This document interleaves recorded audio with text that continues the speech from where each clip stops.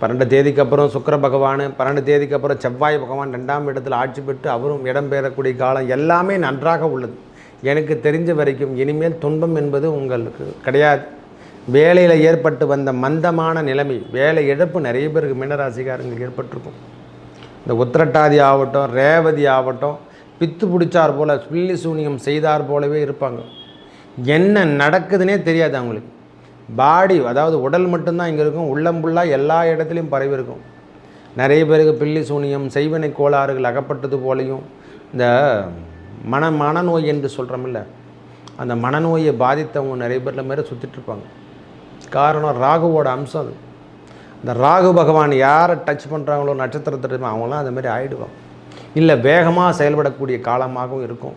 சில நேரத்தில் கைகால்களில் பந்தளம் என்று சொல்லக்கூடிய அடிபடுறது கொள்வது இதெல்லாம் ராகுவால் ஏற்படும். சின்ன சின்ன பிரச்சனைகள், இந்த வலது கை வலது கால் வலது கை அப்படின்னு சொல்கிற மாதிரி சின்ன சின்ன உபாதைகள் ஏற்படும். அந்த துன்பங்கள்லாம் விலகிடும். விக்னேஸ்வராய நமக. வெற்றிவேல் முருகனுக்கு அரகரோகரம். அரகர நம பார்வதி பதையே. அரகர மகாதேவா. தென்னாடுடைய சிவனே போற்றி, எந்நாட்டவர்க்கும் இறைவா போற்றி. உங்கள் அபிமான அனந்தலை வாழ் ஜோதிடர் வேலாயுதத்தின் நன்றி கலந்த வணக்கத்தை தெரிவித்து கொண்டு இந்த பதிவினை காண இருப்பது என்னவென்றால், மாத ராசிபலன் வரிசையில் நாம் காண இருப்பது ஜூலை மாத ராசிபலனை பார்ப்போம் வாருங்கள். இந்த மாதம் ஜூலை மாதம் 1/7/2024 முதல் 31/7/2024 வரைக்கும் ஜூலை மாதம் எவ்வாறு பலாபலங்களை கொடுக்க போகிறார் நம்மளுக்கு. ராசிநாதன் என்று சொல்லக்கூடிய குரு பகவான் 3ஆம் இடத்துல, ஏற்கனவே 2ஆம் இடத்துல இருந்து இப்போ தான் 3ஆம் இடத்துக்கு இடம்பெயர்ந்தார். ஜூன் மாதம் மே மாதம் இடம்பெயர்ந்து இன்னும் நற்பலங்களை யாருக்கும் தரலை. இந்த மாதம் தான், ஜூலை மாதம் தான் நம்மளுக்கு எல்லாருக்கும் கொடுக்க போகிறாங்க. ஒவ்வொரு நாளும் இன்பம் தரக்கூடிய நிகழ்வுகள் நான் வாழ்வில் ஏற்படுறதுக்கு முதல் அத்தியாயம் என்று சொல்லக்கூடிய அமைப்பு தான். மீனராசிக்கும் குட் டைம் தான். இருந்தாலும் இந்த ராகு பகவான் நடப்பதால், ஜென்ம ராகு நடைபெறுவதால் சற்று கவனம் தேவை. இரவு நேரம் பயணத்தை தவிர்த்து கொள்ளுங்கள். இரவு நேரம் பயணத்தை மட்டும் சற்று பார்த்து கொள்ளுங்கள். ஏன்னா மற்ற கிரகங்களுடைய தன்மையை விட ராகு பகவானுடைய தன்மையோ கேது பகவானுடைய தன்மையோ சற்று அதிகரித்து கொடுக்கும். பிரச்சனையிலேருந்து நாம் வெளிவரணும். எப்போவுமே பிரச்சனை நம்ம தேடி போகக்கூடாதுன்றதுக்காக தான் அந்த இரவு நேர பயணத்தை தவிர்த்து கொள்ளுங்கள் சொல்லுது. 7-8 ஆச்சா நம்ம வீட்டுக்கு வந்துடுங்க, எந்த தொந்தரவும் கிடையாது. ஏன்னா ராகு பகவான் கடக்கின்ற காலங்கள் மாயை என்று சொல்லக்கூடிய அமைப்பையும், இந்த மாய சக்தி என்று சொல்லக்கூடிய இருள் என்று சொல்லக்கூடிய அமைப்பையும் ஏற்படுத்திடுவார். மனிதன் ஒரு முன்னோட்டத்திலோடு போகிறான், திடீரென்று இருட்டாயிடுச்சுன்னா ஒன்றும் பண்ண முடியாது. நாம் எங்கே பள்ளத்தில் போய் விடுமோ தோமோ தெரியாது. அதேமாதிரி தான் காலத்தையும் சொல்கிறேன். அந்த காலங்களை திரும்பி பார்க்குற அளவுக்கு ஸ்பீடாக கொடுத்து எல்லாத்தையும் மறைச்சிடுவார். கண் மறைத்து என்று சொல்லக்கூடிய அமைப்பு. இதெல்லாம் எப்படி நடந்தது நமக்கு வாழ்வில்? இதெல்லாம் கடன் பிரச்சனை நாம் எவ்வளோ தூரம் சேர்த்தனே தெரியல. இதெல்லாம் எதுக்காக வாங்கணும்னு கூட தெரியல அப்படின்னு சொல்லிட்டு நிலைமை தான். ஏன்னா 7.5 சனியை நாம் தொட்டுட்டோம்.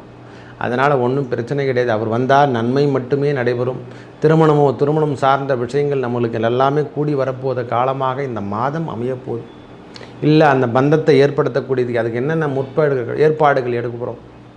ஐயா அவங்க வீட்டை போய் பார்க்குறதோ, நம்ம பெண் வீட்டுக்காரர் நம்ம போகிறதோ, ஆண் வீட்டுக்காரர் நம்ம மாப்பிள்ளை வீட்டுக்காரர் நம்ம போகிறதோ, இந்த காலம் என்று சொல்லக்கூடிய அமைப்பு தான் சாமி. இந்த காலத்தில் கிரகங்கள் நவரக்கூடிய காலத்தில் குருவோடு சேரக்கூடிய செவ்வாய் பகவான், அதுவும் இல்லாமல் 4ஆம் இடம் அதிபதி என்று சொல்லக்கூடிய புதனோடு சேர்ந்திருக்க குரு, சுக்கிரனோடு சேரக்கூடிய சூரிய பகவான் எல்லாமே 5ஆம் இடத்துக்கு வராங்க. 5ஆம் இடத்துல வரும்பொழுது நல்ல அமைப்பு தான். 16 தேதிக்கு அப்புறம் சூரிய பகவானும், 8 தேதிக்கு அப்புறம் 12 தேதிக்கு அப்புறம் சுக்கிர பகவான், 12 தேதிக்கு அப்புறம் செவ்வாய் பகவான் 2ஆம் இடத்தில் ஆட்சி பெற்று அவரும் இடம்பெறக்கூடிய காலம் எல்லாமே நன்றாக உள்ளது. எனக்கு தெரிஞ்ச வரைக்கும் இனிமேல் துன்பம் என்பது உங்களுக்கு கிடையாது. வேலையில் ஏற்பட்டு வந்த மந்தமான நிலைமை, வேலை இழப்பு நிறைய பேருக்கு மீனராசிக்காரங்களுக்கு ஏற்பட்டிருக்கும். இந்த உத்திரட்டாதி ஆகட்டும், ரேவதி ஆகட்டும், பித்து பிடிச்சார் போல், பில்லி சூனியம் செய்தார் போலவே இருப்பாங்க. என்ன நடக்குதுன்னே தெரியாது அவங்களுக்கு. பாடி, அதாவது உடல் மட்டும்தான் இங்கே இருக்கும், உள்ளம்புள்ளாக எல்லா இடத்துலையும் பரவி இருக்கும். நிறைய பேருக்கு பில்லி சூனியம், செய்வினை கோளாறுகள் அகப்பட்டது போலையும், இந்த மனநோய் என்று சொல்கிறோமில்ல, அந்த மனநோயை பாதித்தவங்க நிறைய பேரில் மாரி சுற்றிட்டுருப்பாங்க. காரணம் ராகுவோட அம்சம் அது. இந்த ராகு பகவான் யாரை டச் பண்ணுறாங்களோ நட்சத்திரத்திற்கு அவங்களாம் அது மாதிரி ஆகிடுவாங்க. இல்லை வேகமாக செயல்படக்கூடிய காலமாகவும் இருக்கும். சில நேரத்தில் கைகால்களில் பந்தளம் என்று சொல்லக்கூடிய அடிபடுறது கொள்வது இதெல்லாம் ராகுவால் ஏற்படும். சின்ன சின்ன பிரச்சனைகள், இந்த வலது கை வலது கால் வலது கை அப்படின்னு சொல்கிற மாதிரி சின்ன சின்ன உபாதைகள் ஏற்படும். அந்த துன்பங்கள்லாம் விலகிடும். ஏன்னா அவர் வந்து போகணும், நல்லதுக்கு என்று சொல்லக்கூடிய அமைப்பும் பெறணும். அவர் வந்தால் நன்மையும் தருவார், சில நேரத்தில் தூய்மையும் தருவார். 7ஆம் இடத்துல கேது பகவான் பார்த்துருக்காருல்லவா.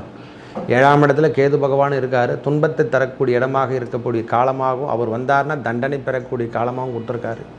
ஒரு மனிதன் மோட்சகதி என்று சொன்னால் அது கேது பகவானையும் குறிக்கும். மோட்சக்காரகன் அல்லவா அவர். அதனால் அவருடைய அமைப்பையும் பார்த்து தான் நம்ம சொல்லணும். கணவன் மனைவிக்குள் ஏற்பட்டு வந்த கருத்து வேறுபாடெலாம் இனிமேல் படிப்படியாக குறையக்கூடிய காலம்தான். உடல் உபாதைகள் கண்டிப்பாக குறையக்கூடிய காலம்தான் சுவாமி. நம்ம பெரியவங்களுக்கு தான் சொல்கிறேன், நான் முடியவங்களாம் சொல்லலை. நல்லா தானங்குதுன்னு சொல்லிட்டு என்கிட்ட கேட்காதீங்க. ஏன்னா பெரியவங்க வயதான மூத்தில் இருக்கிறவங்களுக்கு மீனராசிக்காரங்கள் உடல் உபாதைகள் எதனா இருந்தால் அந்த சரும நோய், சரும சார்ந்த விஷயங்கள், அரிப்பு சம்பந்தப்பட்ட பிரச்சனைகள்லாம் நம்மளுக்கு விட்டுட்டு விலகக்கூடிய காலங்களாக மெதுவாக தான் குறையும். இப்போ தான் அதிகரிச்சிருக்கோம். அவையெல்லாம் கொஞ்சம் கொஞ்சமாக தான் கட்டுக்குள்ளே வரும். இனிமேல் மீனராசிக்காரங்க நோய் நொடிகள் விலகக்கூடிய காலம்தான். படிப்படியாக சுகம் என்று சொல்லக்கூடியதில் இந்த கிரகங்கள் அமர்ந்திருந்து அவங்களும் விடைபெற்று அந்த 4ஆம் இடத்துலேருந்து வெளிப்பட்டு 5ஆம் இடம் என்று சொல்லக்கூடிய லக்ஷ்மி கடாட்சம், அதாவது லக்ஷ்மி கடாட்சத்தில் 5ஆம் இடத்துலேருந்து நேரடியாக பார்வை 11ஆம் இடத்துல பார்த்து ஏற்கனவே சுபருடைய பார்வையும் பதிஞ்சிருக்குது. இவரும் சேர்ந்து பார்க்கும்போது உங்களுக்கு சுபத்தும் திடீரென்று லக்ஷ்மி கடாட்சத்தை ஏற்படுத்தி தருவாங்க. எங்கேயோ வெளியூரோ மூலியமாக நம்மளுக்கு வேலை வாய்ப்புகள் அதிகரிக்கக்கூடியும், அதனால் நற்பலங்களை கிடைச்சி நம்மளுக்கு பெரிய முன்னேற்றத்தை கொடுக்குறாங்க.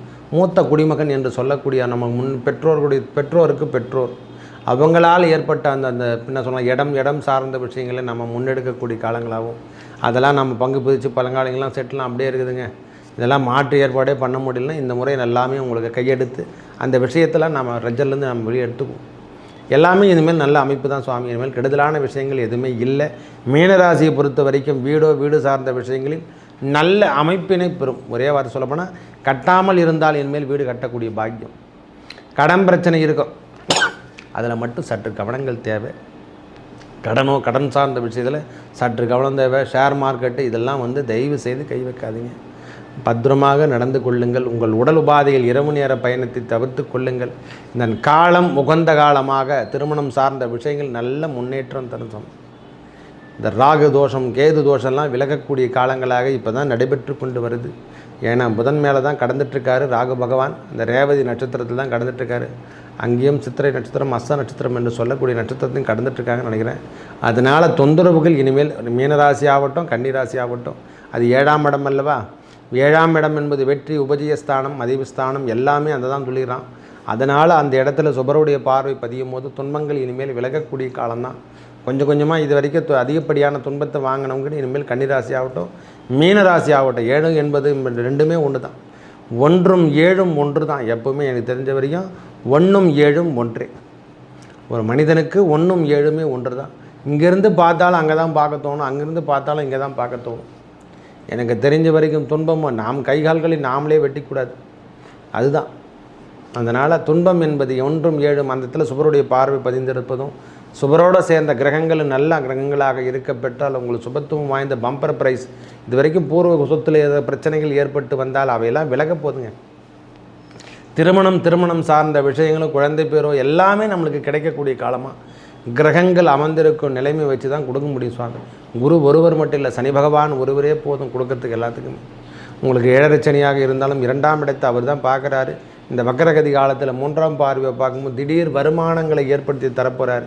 இது வரைக்கும் ரியல் எஸ்டேட் சார்ந்த விஷயங்களை செஞ்சுட்டு இருக்கிறவங்களுக்கு பெரிய லாபம் இந்த மாதமே ஏற்படும். நம்மளுக்கு தெரிஞ்ச வரைக்கும் மீனராசி பொறுத்த வரைக்கும் இந்த வக்கரகதி காலத்தில் நல்ல முன்னேற்றத்தை கொடுக்க போகுது. உங்கள் வாழ்வாதாரம் உயர்த்தி காணக்கூடிய காலங்களாகும். இந்த வறுமையிலேருந்து நாம் வெளிவரக்கூடிய காலங்களாகும். இது வரைக்கும் வெளியூர் போனோன்னா இனிமேல் வெளியூர் பயணமோ வெளிநாடு போகிற பயணமோ நம்மளுக்கு ஏற்படும். கொஞ்சம் பொறுத்து கொள்ளுங்கள். இந்த ஆண்டுகள் வரைக்கும் நம்மளுக்கு ராகு பகவான் கடந்து தீரணும். பிரச்சனையிலேருந்து ரேவதி நட்சத்திரக்காரங்களும் கொஞ்சம் கொஞ்சமாக வெளியே வந்துடுவாங்க. எனக்கு தெரிஞ்ச வரைக்கும் துன்பம் என்பது இல்லை. மேலும் நல்லதெல்லாம் நடக்க முருகப்பெருமானை வழிபட அறுபடை முருகனை வழிபட உங்கள் வாழ்வில் ஏற்பட்ட துன்பங்கள் விலகி நல்லதே நடக்கும். நன்றி, வணக்கம்.